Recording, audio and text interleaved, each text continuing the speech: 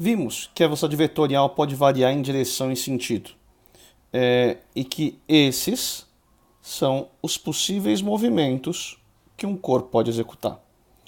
Vamos recordar aqui. Movimento retilíneo uniforme, retilíneo, a velocidade vetorial não varia a direção. E como é uniforme, também não varia a intensidade. Ok? Movimento retilíneo acelerado, a velocidade vetorial não varia a direção. Entretanto, como é acelerado, varia a intensidade. Movimento retilíneo retardado não varia a direção da velocidade vetorial.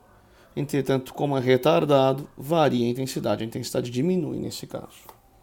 Movimento circular uniforme, está aqui a velocidade vetorial, tangente à trajetória. A intensidade da velocidade vetorial não varia, mas a sua direção e sentido variam. Movimento circular acelerado, circular, a velocidade vetorial varia a direção, e acelerado, a intensidade da velocidade vetorial aumenta, varia também. Movimento circular e retardado, a velocidade vetorial, por ser circular, varia a direção, e por ser retardado, varia a intensidade também. Dessa maneira, a gente sabe identificar em cada um dos movimentos se a velocidade vetorial varia intensidade, se varia a intensidade, se varia a direção e o sentido, ou se não varia. Agora nós desejamos dar um passo além. Desejamos começar a quantificar a variação da velocidade vetorial. A grandeza que estuda, que fala o quanto a velocidade vetorial varia, é chamada de aceleração.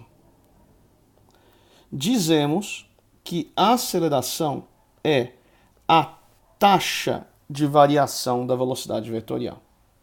Ok? Agora, toma cuidado com um ponto que é importante, tá? Taxa de variação existem várias. Por exemplo, imagine que aqui eu tenha um mapa aqui esquemático, né, do Brasil. Vamos supor que nessa região a população varie 1.000 habitantes por ano, certo? Isso daqui é uma taxa de variação.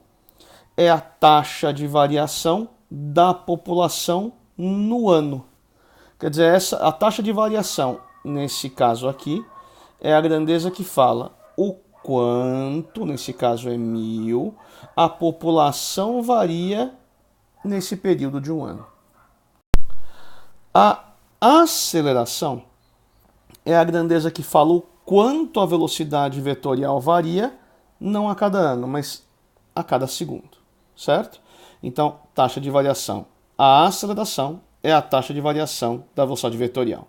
A aceleração é a grandeza que fala o quanto a velocidade vetorial varia a cada segundo. Um ponto que a gente tem que tomar cuidado é o seguinte: a velocidade vetorial ela não varia apenas em intensidade. Ela pode variar em intensidade. Sim, pode variar no velocímetro, mas também pode variar em direção e sentido. Pode variar no que a gente fala que é a bússola, tá certo? Então, a velocidade vetorial pode variar em intensidade, mas também pode variar em direção e sentido. Nós vamos ter uma aceleração só para cuidar da variação da intensidade, chamada de aceleração tangencial, simbolizada por A, minúsculo, índice T, com o vetorzinho em cima. E vamos ter uma aceleração só para cuidar da variação da bússola, chamada de aceleração centrípeta. Vamos detalhar aqui. O que é a aceleração tangencial? Ela é a taxa de variação da velocidade vetorial em intensidade. Ou seja, a aceleração tangencial é a grandeza que fala o quanto a velocidade vetorial varia em intensidade a cada segundo.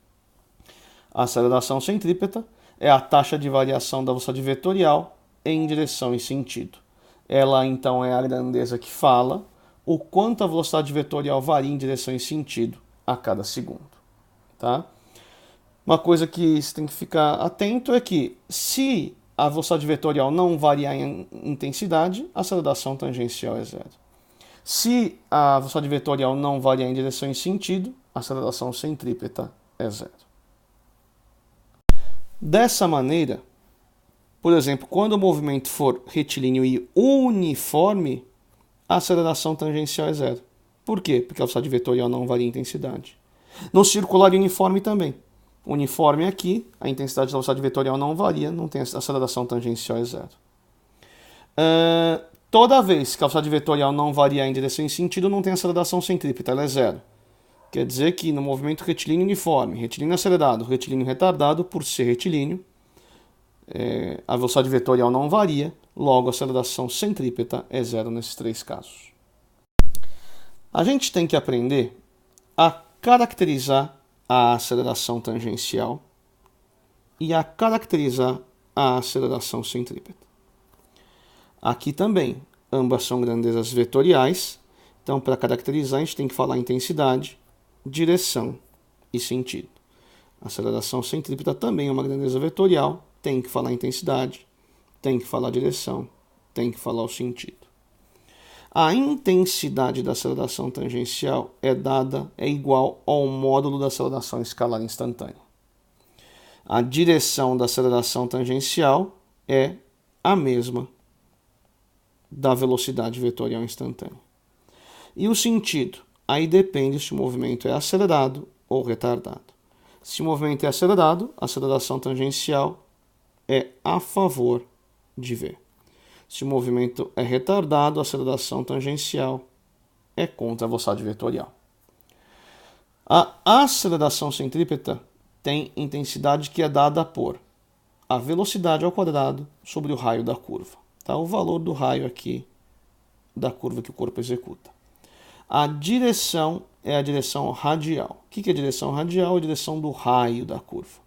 E o sentido, ele sempre aponta para o centro. Então, vamos marcar a velocidade vetorial em cada um dos casos. Vai.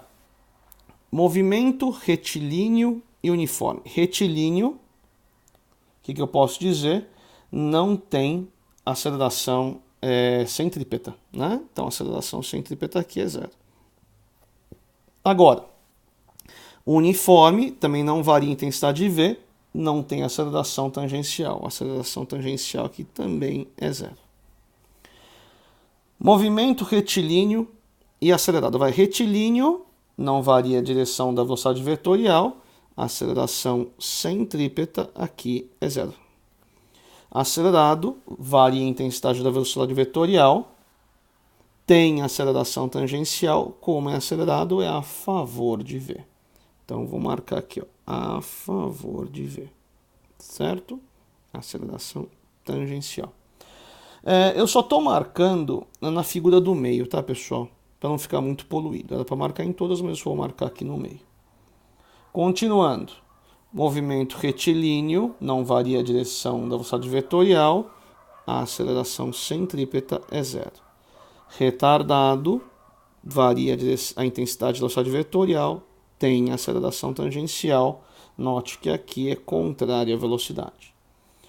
Vamos para o próximo, movimento circular, varia a direção da velocidade vetorial, tem aqui aceleração centrípeta.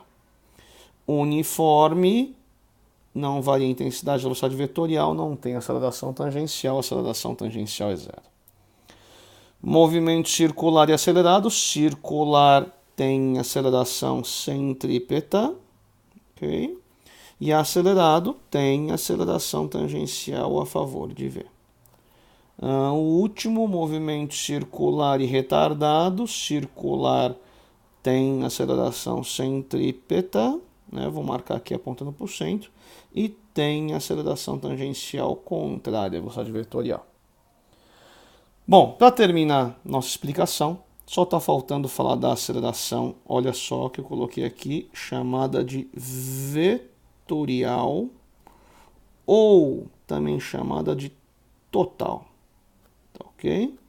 Aceleração vetorial ou total, ela é a soma vetorial da aceleração centrípeta com a tangencial, tá? Soma vetorial. Então, vamos ver aqui caso a caso, tá? No primeiro caso, não tem aceleração centrípeta, o movimento retilíneo uniforme, não tem nem aceleração centrípeta nem tangencial. Conclusão, não tem aceleração vetorial. No segundo caso, o movimento retilíneo acelerado só tem aceleração tangencial. Conclusão, gama, aceleração vetorial é igual a aceleração tangencial. No terceiro caso, movimento retilíneo retardado tem só aceleração tangencial, né? Então gama é igual a aceleração tangencial. Nesse caso aqui, movimento circular uniforme não tem aceleração tangencial, só tem aceleração centrípeta. Então gama é igual a aceleração centrípeta. Nesse caso, circular acelerado tem tanto aceleração tangencial quanto centrípeta. O que a gente tem que fazer? Fazer aqui a soma vetorial dos dois e indicar aqui a aceleração vetorial gama. Mesma coisa no movimento circular e retardado, né? Você tem as duas acelerações, centrípeta e tangencial, marca aqui a aceleração vetorial gama. Algo importante, sempre a aceleração centrípeta e a tangencial formam entre si ângulos de 90 graus, tá? Isso quer dizer o quê? Quer dizer que se eu for olhar a geometria dessa situação e dessa situação, sempre formam um triângulo retângulo, a aceleração centrípeta, a tangencial e o gama, tá? Isso quer dizer que sempre que eu precisar, eu posso, se tiver algum ângulo aqui, né? Por exemplo, imagine que tem um ângulo aqui, eu posso fazer seno e cosseno, tá? Ou, mesmo se não tiver ângulo, eu posso aplicar o teorema de Pitágoras para achar aqui a aceleração vetorial.